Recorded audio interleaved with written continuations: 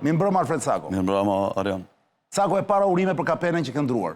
Falem për modelin e ri. Është gjithmonë... Ti që unë jam qefli kapelesh, kam shumë kapele. Është gjithmonë Timberland, po sot këndruar në gjyrën. Po. Ndërkohë që unë kam gjithë një kapele, se unë jam fan si... Unë i marrë të Intersporti. Po. Se i kam miqet atë Intersporti. Mua me kanë dhënë durata, se di që i kam qef, shokët... Edhe mua durata me bëjnë ata. Durata me bëjnë dhe mua Intersport dhe Adidas, Klodi dhe Petro, janë një çifti pa para dhe një. Kam edhe unë, edhe më ka dhënë dhe mua Petroja. Që i përshëndes ndërkohë. I përshëndes zonë. Dhe unë do e mbaja me shumë qef kapelen, po për shkak se jam moderator. Dhe nuk më shkon të ma i kapele me këtë gjaketën, ti për shumë je kombinuar bukur, po gjithmonë i kujtoj. Sa herë. Sako, me qëra fjalla, që jemi sot një, që ta fusim pak në kontekst kohor emisionin. 15 maj. Ora është po 21:06 minuta, jemi live, zonja zotrinj. Le të plasim me njerë faburun e ekran, para këtyre hyrjeve. Hyrjet i bëmë në fakt, ishte work.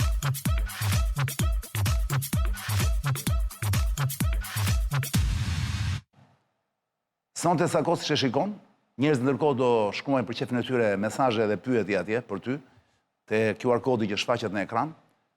Mjafton të bërë një skanim, zonja zotrinj, bërë një login dhe bërë një pyetje për Sakon, ato që keni dëshirë dhe jeni kurioz. Mos bëni komente. Unë sonde kam haruar iPadin në fakt, e kam haruar qëllimisht, se nuk dhja të hapja. Më mungon dhe një pjesë shumë e rëndësishme e stafit, për të hapur iPadin, jam ignorante kjo pjesë. Me gjitha të qënë se ka pyetje tu e do e lexoj me njerë sa të mundem. Ndërkohë që Sakon ne sonde do flasim për aktualitetin më të fundit politik në botë, që është samitit Trump-Xi e kam quajtur unë. Kam për me qëllim samitit Trump-Xi, se më do bëja takimit Trump-Xi, po ishte vërtet një samit, se ishte vajtur shoqëruar atje me gjithë kabinetin, me gjithë njerëzit kryesor, me Rubion, me gjithë dynjan, me këtë të luftës e me këto, me Peterin e me këto. Po ndërkohë kishte marrë Elon Musk me vete dhe BlackRock-u, gjithë kompanitë më dha. Arifink. Të gjithë. Ishin ati, i kishte arrestuar, nuk e dia i do kemi imazh apo jo, i ka zgjedhë Ledjo. Ndërkohë edhe Xia, sigurisht presidenti i Kinës, i kishte të arrestuar njerëz të tij atje. Duke i takimi lumtur shumë, Trumpi ka folur me superlativa. Nuk e di Ledjo, a kemi ndonjë sinkron? Jo, i kemi mbulime. Kemi mbulime. Trumpi ka folur me superlativa dhe ai ka folur gjithashtu shumë mirë Xia. Po Trumpi dhe kur fillon luftrat me superlativa, bëm një luftë të shkëlqyer. Ndryshe nga kjo, ndryshe kësaj herë Sako, vura re një gjë. E para Trumpi ishte shumë i urtë, shumë i qetë se sa në takimet e tjera që ka bërë. Pra, kishte një lloj vetëpërmbajtje, çudi e madhe, se kisha parë ndonjëherë kështu. Nga rastet e ralla që foli me letër. Bravo. Pra, duke që ishte përgatitur seriozisht, dosje e rëndësishme kjo. Pra, dinte se ku po shkonte, dhe e dyta atë Sako, ajo që më bëri përshtypje ishte që Xia, në këto momente po flet, i referohet Thuqididit, ose Tukididit, siç i thonë në Shqipëri. Këtij mendimtarit të famshëm historian, mendimtar filozof. Edhe geopolitika. Sigurisht. I referohen Thuqididit duke i thënë Trumpit, ne mund ta anashkalojmë, pra ne mund ta mos bijem në kurthin e Thuqididit. Dakor? Kur i Thuqididit, për ata që nuk e dinë, me fjalë thjeshta, është kur dy fuqi fillojnë dhe kapin njëra tjetrën. Kur ngrihet një re, edhe fillon rivalizon të vjetën, e vjetra e godet Sparta me Athinën. Sparta me bravo. Kur ngrit Athina, në vitin 430 para Krishtit, Sparta e sulmoi dhe e shkatroi si fuqi detare. Është bërë një luftë gati 27 vjeçare, me pak ndërprerje, po ka zgjatur. Dhe që atëre ka mbetur kjo kurthi Thuqididit me një fjalë, dhe kjo tani është dhe sot. Pra prandaj dhe presidenti kinez... Ka shkruar një libër një geopolitikan amerikan me këtë titull, Kurthi Thuqiditit, a do të bien dy superfuqit në këtë kurt, dhe prandaj e përdori për t'ju kundërvënë këtij autorit amerikan, domethënë që ne mund t'i shmangemi kësaj që ka parashikuar ky, domethënë në Amerikë, në qoftë se tregojmë të zgjuar, dim të negociojmë dhe të jemi bashkëpunëtor dhe jo konkurrent të skajshëm, domethënë sa të shkojmë drejt luftrave. Përveç se jemi me ujin selita zonja zotrinj, si çdo darkë në emision, këto kohë, pas pak do kemi edhe dy njoftime tjera që unë do ju lajmëroj shumë shpejt gjatë bisedës me Sakon, do ta ndërpresim bisedën dhe do ju njoftoj dy njoftime shumë interesante. Dy lajme shumë interesante, informacione për ju utilitare. Ndërkohë Sako, te ky summit, i cili duhet thënë është një summit që është ndjekur nga gjithë bota, nuk është gjë e vogël, se nuk është ndodh shpesh takimi i presidentit amerikan me presidentin kinez. Tani pritet t'i kthej resonaj, të shkojë ai në Amerikë, nuk e di se kur do ndodhi. Ajo që mundohemi sonte që t'i shpjegojmë njerëzve dhe shumë fansave të gjeopolitikës që duan të kuptojnë jetën e tyre në Shqipëri vetëm nëpërmjet ngjarjeve që ndodhin në botë, se s'mund ta kuptosh jetën këtu nëse nuk e shef të gjithën, ti je partizani kësaj teorie. Sonte unë përfitojnë nga rasti që të kam ty në studio për të shpjeguar me fjalë të thjeshta Cako, çfarë është kjo që po shohim.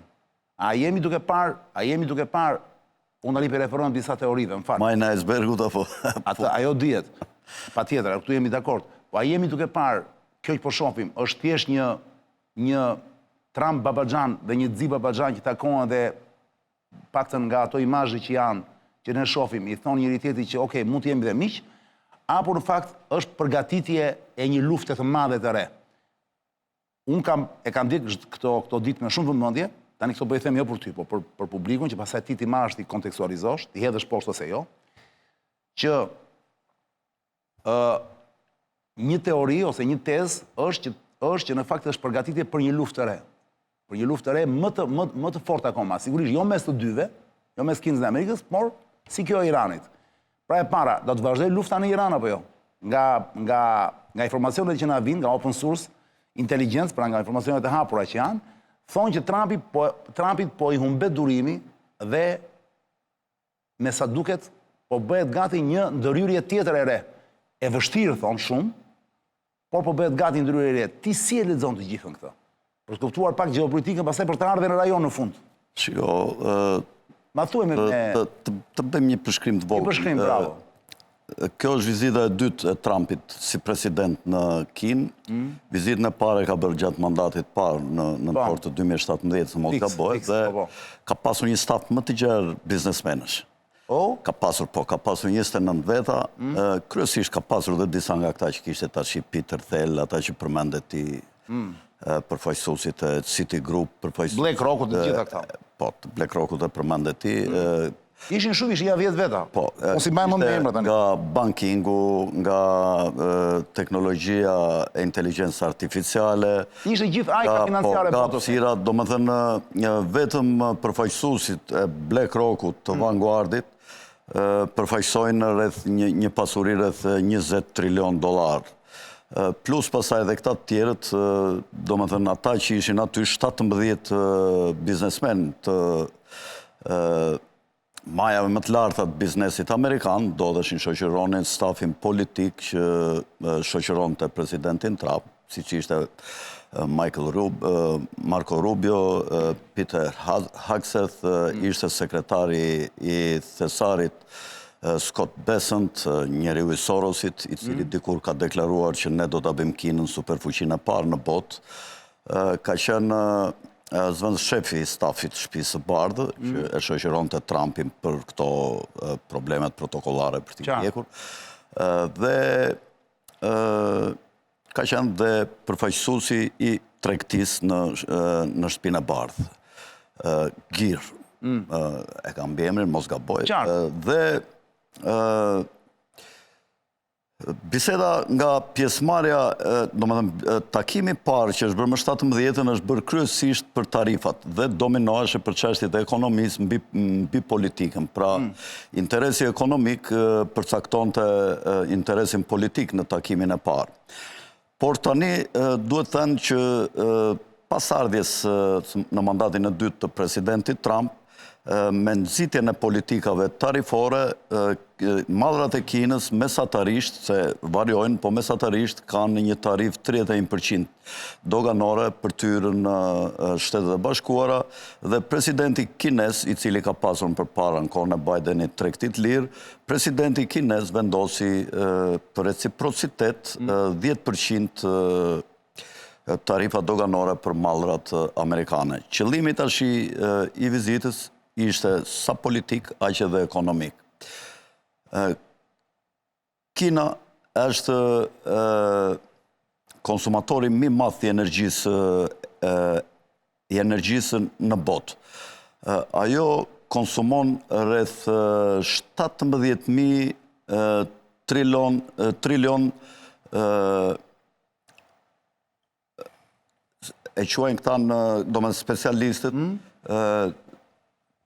si quhet kjo në kur shpenzojmë në energji elektrike, do me thënë, shpenzon 4 fishin e ekonomisë, jo, 2 fishin e ekonomisë e energjisë që përdor ekonomia amerikane. Ekonomia amerikane e ka ke 4.300 e ca, kjo e ka ke 8.000 e ca. Kina, pra 2 fishi e ka kaluar, ka mbi një dekadë që e ka kaluar përdorimin e energjisë elektrike. Parantez.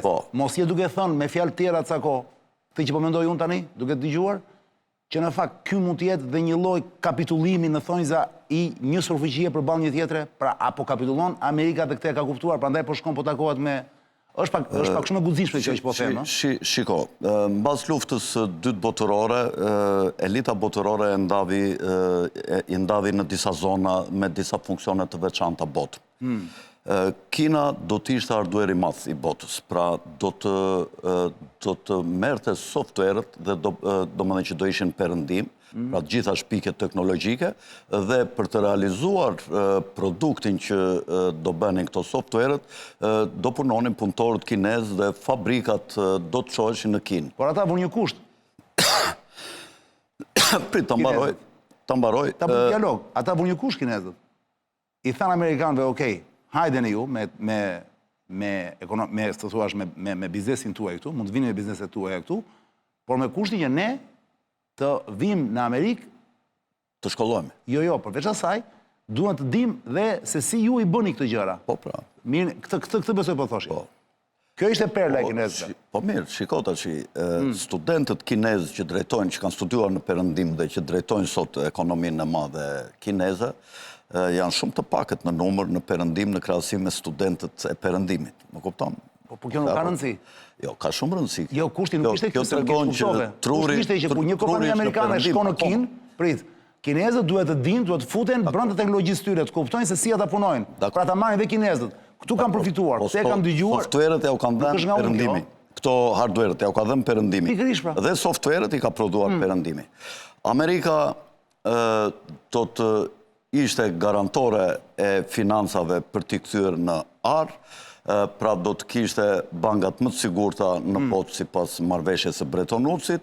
Evropa do të mbahej me banking, turizëm dhe me biznese të tjera, kurse bas viteve 70, konvertueshmëria në ar u prish dhe u bën ato në kohën e Nixonit, marrëveshjet smithsoniane dhe hyri politika e fiat paras, hyri fiat paraja ose politika e mbështetur, ajo quhet petrodollari, e mbështetur dhe në arin e zi, pra jo vetëm ke ari, po dhe në ari i zi.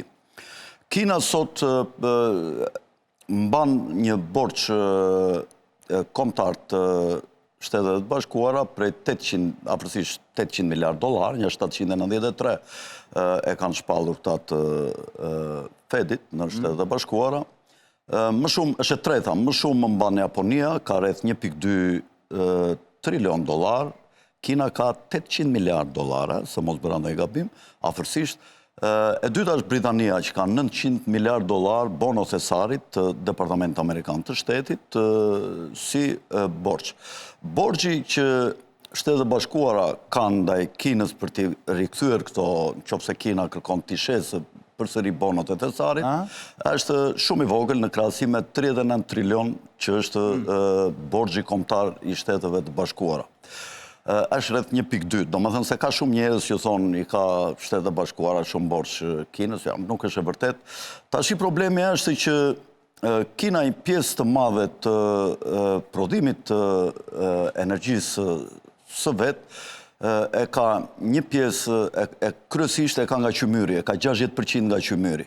Dhe pak 3% e ka nga energjia bërthamore, nga centralet bërthamore, ndërsa Shtetet Bashkuara kanë 43% të prodhimit të energjisë së tyre nga gazi. Pra e kthejnë energji elektrike nëpërmjet gazit të tyre të lengshëm. Për sa i përket naftës, Shtetet Bashkuara importojnë për të plotësuar nevojat e tyre të brendshme 2 milion fuqi në ditë naftë. Por këto i marrin sigurisht nga vende që tashmë i kanë kapur, si Venezuela dhe Dhe vendet tjera ku prodhohet naftë që janë aleat dhe kanë atë marrëveshjen e petrodollarit me Shtetet e Bashkuara, në vendet e Gjirit Persik, siç janë Arabia Saudite, Kuvajt, Emiratet e Bashkuara. Kurse Kina nxjerr vetëm 3 milion fuqi në ditë nga prodhimi i saj vendas naftë, dhe i duhen në fakt 11 milion fuqi në ditë, sepse shpenzon 14 milion fuqi në ditë naftë. Tash i këtë 11 milionë ku ta marrë? A ka filluar të ngrerë një pjesë madhe mirë në Iran, për ta kontekstualizuar. Asa ju pre Venezuela, ju pre tash dhe Irani. Bisedat kryesore që kanë qenë, për mendimin tim, kanë qenë këto. Se Irani po mbahet me armët e Kinës. Dhe i ka thënë, na ler Iranin të lëm Tajvanin. Ti mendon është ky pazari? Ky është një nga pazaret e bisedave që janë bërë, se pasaj të gjitha ata përfaqësuesit kanë bërë bisedat e tyre. Varianti dytë, në qoftë se kinezës kanë pranuar të lëshojnë Iranin për Tajvanin, me mendimin që ata kanë fuqi ta marrin Tajvanin, ata kanë objektiv të marrin me rastin e 100 vjetorit të krijimit të ushtrisë së Kinës, në vitin 1927 është krijuar ushtria e Macedonit, dhe këta e kanë vënë si objektiv ushtarakët që ta marrin, kur të jetë 100 vjetori i festimit të ushtrisë, ta kenë këtë si një trofe të rëndësishme marrjen e Tajvanit. Marrja e Tajvanit... Prit njerë. Sepse gjysmoshën e dytë, se po iku gjysmoshën e parë, po ikën për 8 minuta. Gjysmoshën e dytë do kemi kohën e nevojshme për të më shtjelluar 3 tezat që më the, pra 3 opsione që më the. Një më the, mund të kemi biseduar, pra pazari parë, dhe të themi marrëveshje parë, më ler Iranin të lë Tajvanin. Marrëveshja e dytë kush është? Në qoftë se ata se kanë pranuar këtë. Është i themi tani, pastaj do të elaboroj. Është bërë oferta tjetër. Cila është oferta tjetër? Oferta tjetër është që për çdo anije që do të merrni, do t'i paguani piratit Karaibeve, Trumpit, do t'i paguani taks. Piratit Karaibeve. Po, ta vetë, ne jemi si piratët e Somalisa, po jemi këtu në lindjen e mesme. Po, skenar filmi komplet. Po. Dhe e treta, varianti tret, është ju mund të mos na paguani neve taks, por mos guxoni ta blini naftën me yen, po do ta blini me dollar. Perl. Tani një sekundë, i the këto treja? Po. I mban mend? Po si si mbaj? Që të pyes për 3 minuta apo 5 minuta? Po si si mbaj mend? Për 10 sekonda? Po kur duash, më pyet. Bëjmë xhiro dhe të fillojmë me elaborimin e të treve, se në 10 bie gongu. Dakor. Në 10 do të të lirë. S'ke më shumë kohë. Dhe dua gjysmëmoshën të shpjegosh këto treja janë perla, po të shpjegojmë thjesht fare. Pa bërë paranteza, e di veti, ma diti mua manin. Që ta marrin vesh njerëzit, këto treja i tha Cako, valla. 1, 2, 3, pik, mbaroj. Kemi kohë. Ledio, para se të futem më në thellësi me Cakon tani, se këtë doja, dhe e tha fiks në kohën e dur, mi tha 3 opsionet, se kjo është pyetja që bëhet. Ore, për çka kanë folur ata valla? Se ju i jepen imazhe, ju jepen këto diskutimet e bukura dhe shkoni vetëm majën e Asbergut, do thoshte Cako. Por çka kanë fol poshtë? Pra, përtej asaj buzëqeshjes Trumpit dhe të Xis. Xia nuk e di buzëqesh apo jo, se ne kinezët si kuptojmë kur buzëqeshin dhe kur nuk buzëqeshin. Po ç'n si ka? Çfarë është thënë? Çfarë nuk na kanë thënë akoma? Kjo është dhe bukuria e këtij zanati, në fakt. Kurioziteti, apo jo Cako. Edhe sigur asnjë interes mos kishin, kurioziteti është i papar. Jemi dakord? Po. Rikthehemi me Cakon, e njëjta fabul në ekran, Ledio.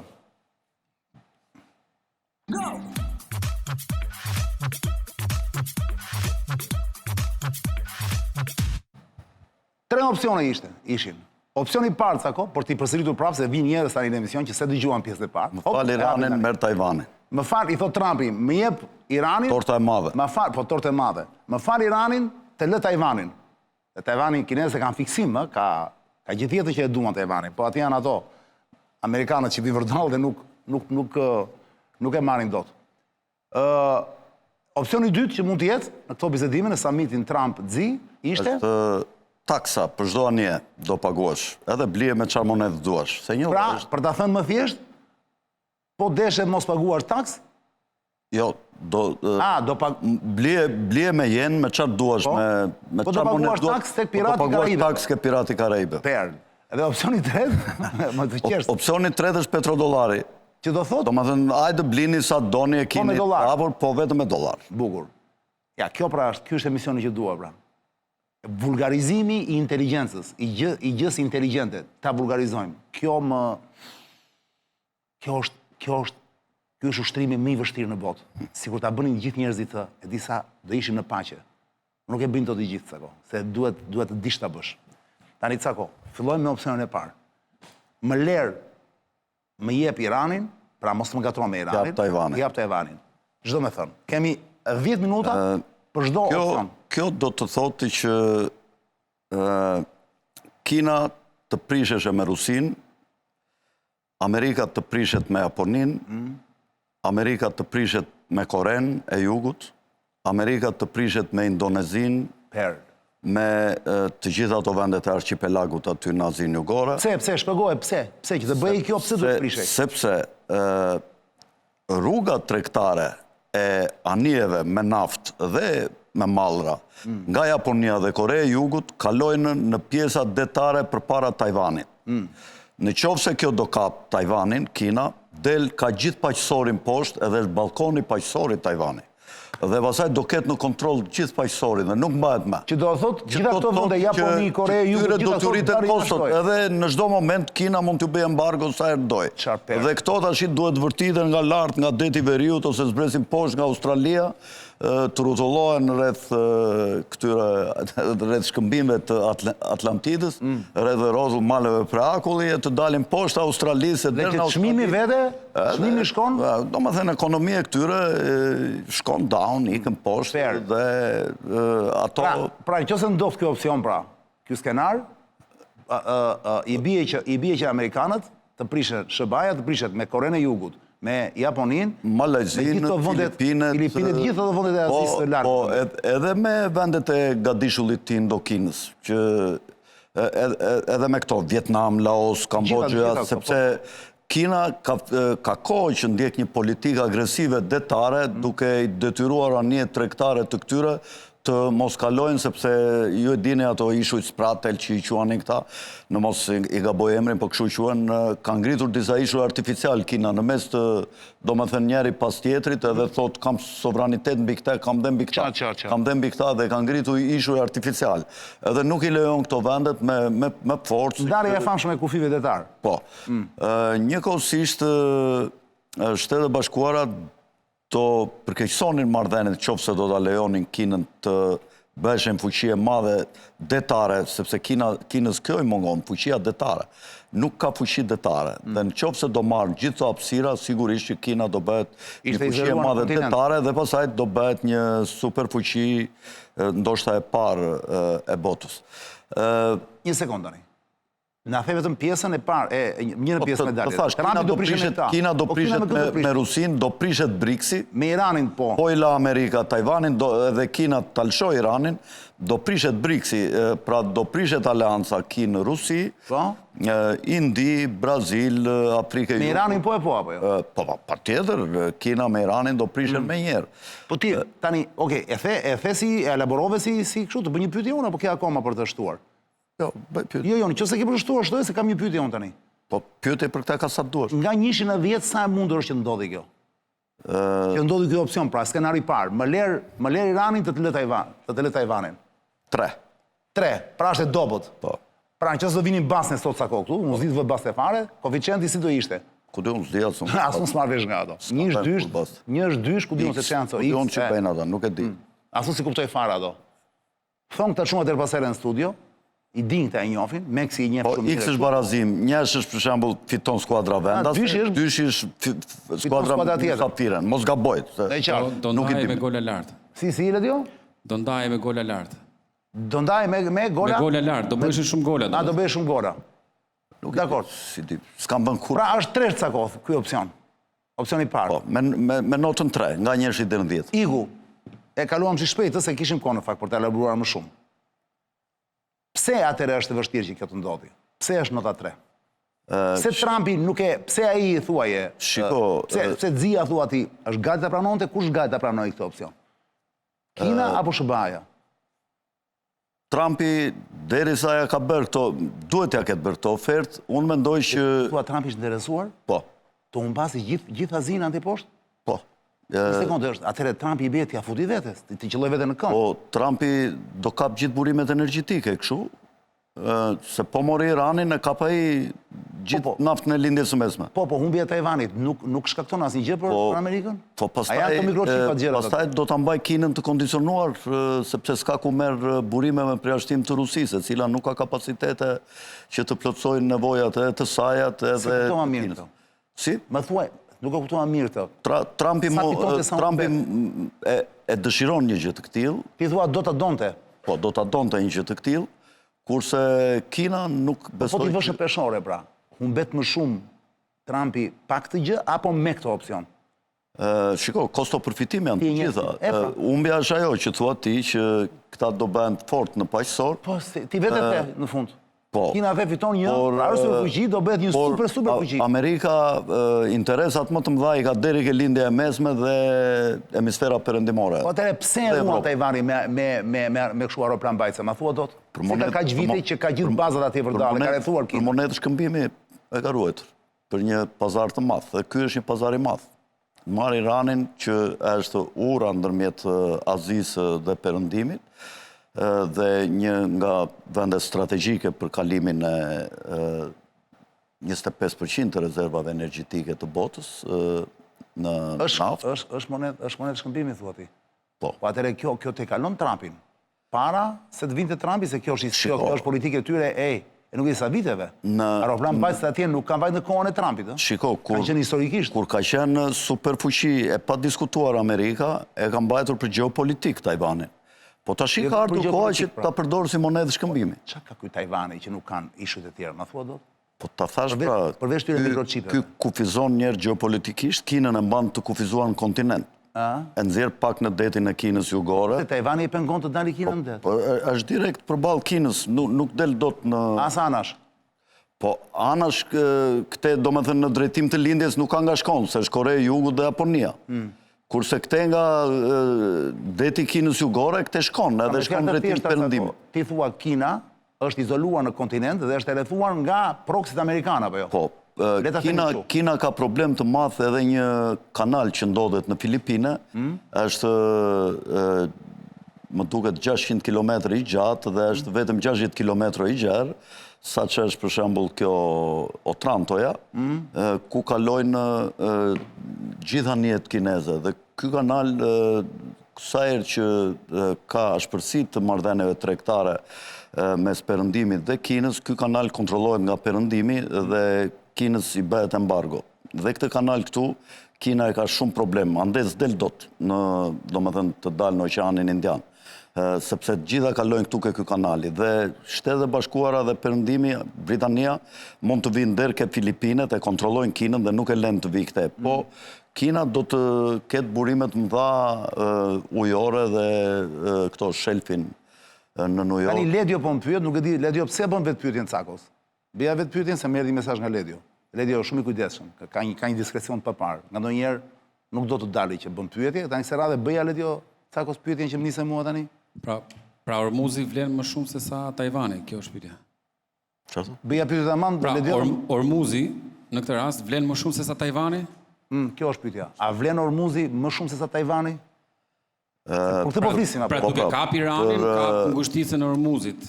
Për kushtet ofenduese të cilat ndodhen Shtetet e Bashkuara me Izraelin sot, sigurisht që është më e vlefshme për perëndimin Ormuzit se sa Tajvani. Shumë i vlefshëm. Po. Kalojmë tek opsioni tjetër. Opsioni i dytë ishte sa kohë për ta kujtuar njerëzit se vinë gjithmonë. Opsioni i dytë ishte që ne gjithmonë i Trumpit, ëh? Po, ju mund vini të merrni naftë, nëse këta i kanë të njohur, ku të shkojnë të marrin naftë? Ku? Kinez, në të kalojnë në Ormuz. Ku duan le të bëjnë? Katar, në Iran, në Kuvajt, se ata marrin nga dorë, Arabi Saudite.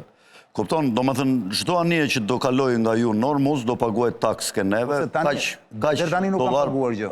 Deri tani nuk kanë paguar gjë. Tashi kanë paguar këto kohë të fundit. Tani që është bllokuar Ormuzi. Tashi që është bllokuar kanë paguar. Pra, ju mjafton, ju mund të merrni shkoni naftë dhe gaz ku doni? Po do paguani për shembull kaq taksë. Do paguani te Dajsami. Po, do paguani ke Pirati Karajibeve kaq % të vlerës totale për shembull të. Po, një sekond, sepse ky opsioni i dytë në fakt po ta vësh re, është i ndryshëm strukturalisht nga i pari. Te i pari duket pazari që është i qartë, me jep të jap atë. Te i dyti ti më the vetëm njërën anë të medaljes. Pra Trumpi i kërkon këtë gjë, po ndërkohë çfarë i lëshon? Ke haruar të më thuar ca kohë, ose se ke menduar, çfarë i lëshon? E lejon të marrë energji sa dojtë të Jo, blerë. më fal, pse e lejon? Kina merr energji, edhe sot po flasim. Kinezët, iranianët nuk e bllokojnë, as amerikanët në Hormuz nuk kanë bllokuar anijet kineze. Por të ti jesh i sigurt, le mos dëgjojmë blokot. Jo, shumë pak kanë kaluar në fillim. Tashi ju kanë marrë gjob, jo se s'kanë kaluar. Ju kanë marrë gjob dhe në Hormuz dhe në Oqeanin Indian. Ju kanë marrë gjob. Anive kineze. Kush e ka vënë gjobën? Amerika. Është e sigurt kjo? Po, të kohët e fundit ju kanë marrë gjob. Edhe Kina shumë është shqetësuar për këtë, se është sikur po e përdonojnë. Dakor, pra të i thua, pra kjo është këmbimi. Po, të thashë që Kina ka nevojë për 13 milion fuqi në ditë. E qartë. Dhe këto i merë në lindjen e mesme. E kuptova. Dhe në Venezueli merte. Tashi do ishtë i marë në Arabi Saudite, Iran, edhe në këto vendet e tjera. Po në Arabi Saudite, po se është Hormuzi, po normal. Po. Edhe këta i thonë që do paguani ke ne. Do me thënë, blieni me qatë doni, me qatë monedë doni. Blieni me monedën tuaj, nuk duam petrodollar. Po, dhe ajo që i lejon, thot, ne do ju lejojmë që se bëni këtë. Po, ne do t'ju lejojmë që ju të meni sa doni, ama do paguani për shambull 20% plus të kostos që ka vapori. Edhe Kinës, mund t'i intereson të kjo opcion? Kinës, mund t'i intereson të kjo opcion? Unë mendoj që për të ruajtur dhe një lloj. Ky mund t'jetë opcioni mirë që mund t'i interesoj Kinës. Si që të paguajnë? Po. Paguajnë gjobë? Po. Janë më të interesuar të paguajnë gjobë se sa të blenë me dollar. Pritani, se dollari është opcioni tretë. Po, pra. Apo, ndalojmë këtu atëre. Po. Ndalojmë me të dytin, t'i ndajmë, si në klasë, si kur jemi në shkollë, t'i ndajmë. Po. Për metodologji do t'i ndajmë. Le t'jo, para se t'i ikim, do bëjmë Giro në Dorelan tani, urgjent.